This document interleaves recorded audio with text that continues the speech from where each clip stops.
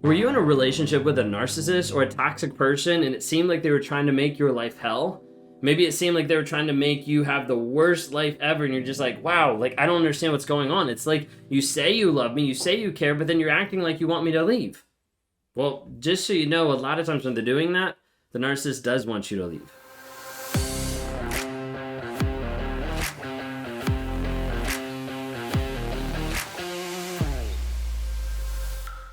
If you guys are new here, my name is Ben Taylor. I'm a self-aware narcissist on this channel to provide awareness, growth, healing, and change. We do it on all the different platforms out there. So if you don't follow already, look us up on TikTok, Instagram, Facebook, YouTube, LinkedIn, Twitter, Apple Podcasts, Spotify, Amazon Music, all under Raw Motivations. Check us out. We go live different times on different platforms. So I'd love to interact with you. Love to be able to help you join a community that's about growth, healing, and change.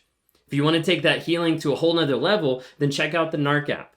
Go to narcapp.com. It stands for Narcissistic Abuse Recovery Community.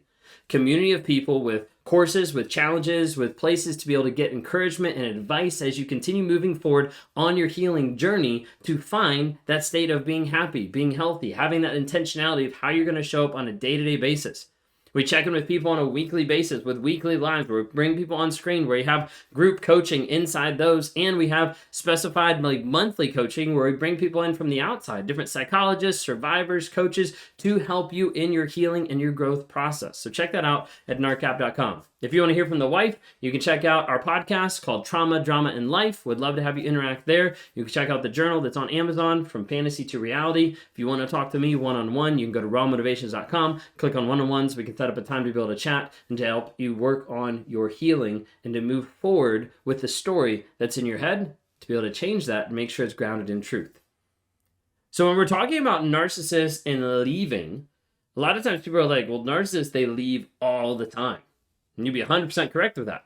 There's a lot of narcissists out there that do leave. You get pregnant, poof, they're gone. You cheat, poof, they're gone. You do X, Y, and Z, poof, they're gone. Like, it happens a lot. A lot of times a narcissist will, whenever it gets uncomfortable, whenever they get to be held accountable, whenever something's happening that they don't like, they'll go find somebody else, they'll leave you in the dust, they'll do whatever they want because it's all about them. It's not about you, it's not about anyone else. So a lot of times you'll see the narcissist that will leave a lot of the time. They'll leave, they'll cheat, they'll steal, they'll lie, whatever. Like, they'll leave, okay? Others don't leave. So if you're not one of the people that, like, they left, like, this is who I'm talking to, okay? Other people don't leave.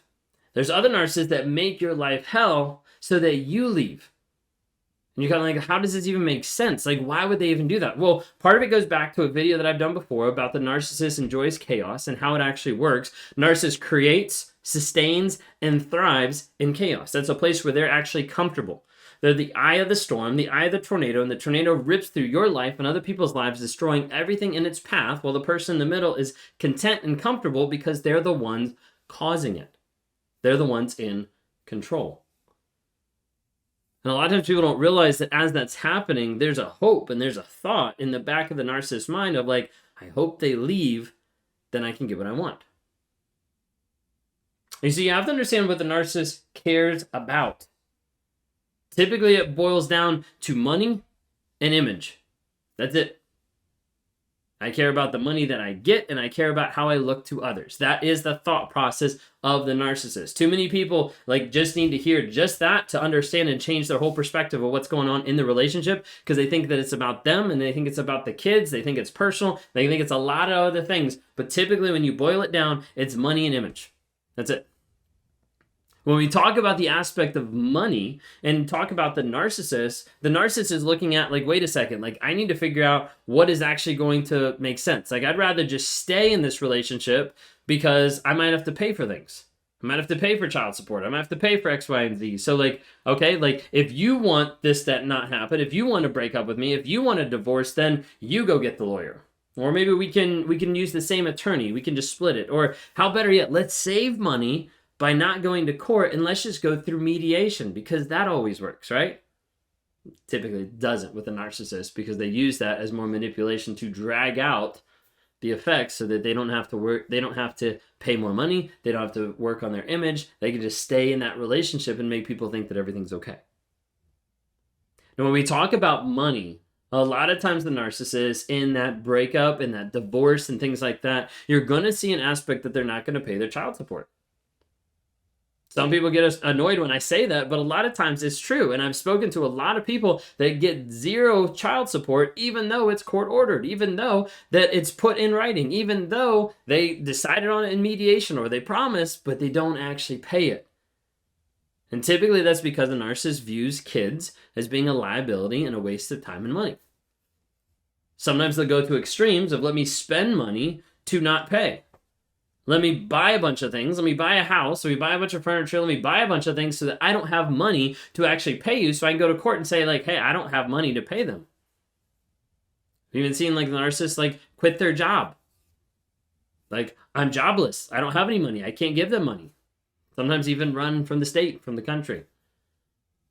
A lot of times the narcissists won't want to leave in that aspect because they don't want to spend the money. The other aspect that a lot of times they care more about than anything else is the image. What will people think? What will people think of how I look, of how I act, of how I interact with my family or my kids, or how I show up to church, how I show up in my job? And they're normally concerned about what other people will think, not the immediate family, not the wife and the kids, not the husband and the kids, but they're normally thinking like, wait, what is my boss going to think? Let me keep that reputation to like my workplace.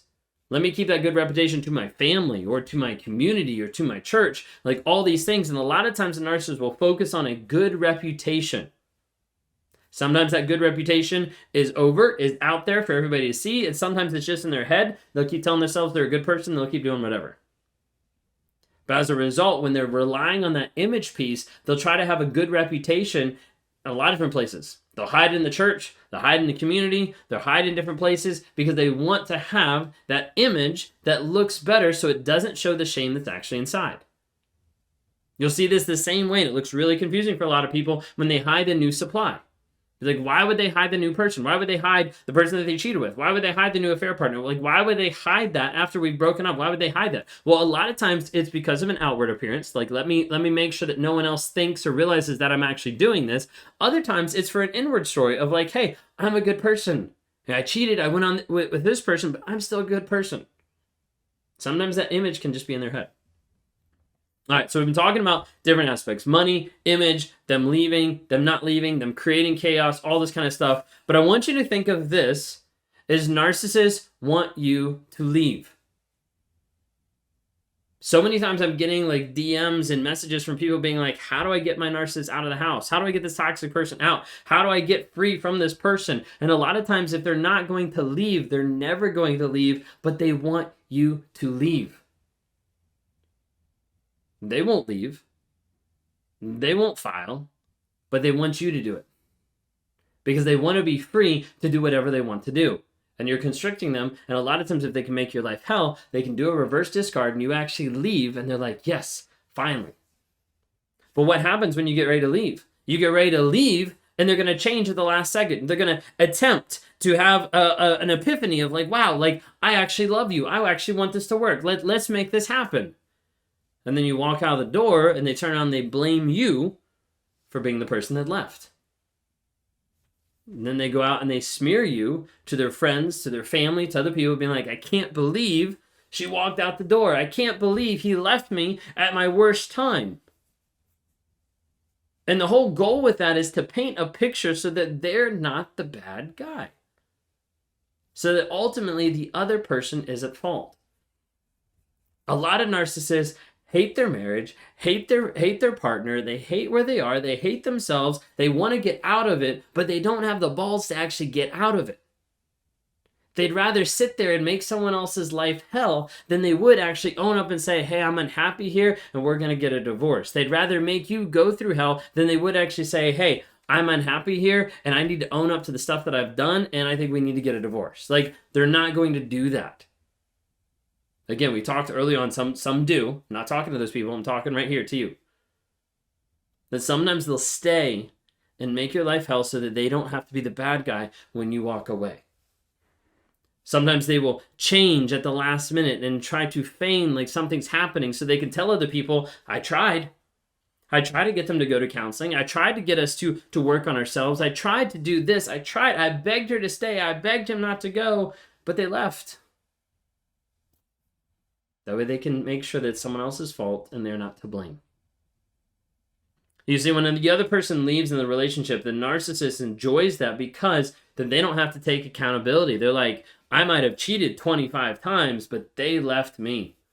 Therefore, I'm the victim. That's the thought process. So what do you do? Okay? If you're stuck in this and they want you to leave, or they don't want you to leave, and you're like, I don't really know what's going on, what you need to understand is if there's no change, then leave. And when there is change at the last second of the relationship, when you're getting ready to divorce, when you're getting ready for all this stuff to happen, leave. Why would you leave if they're starting to change? Because typically they're not starting to change at the end of the relationship. Leave, walk away, take the relationship off the table, then see how long their change actually happens.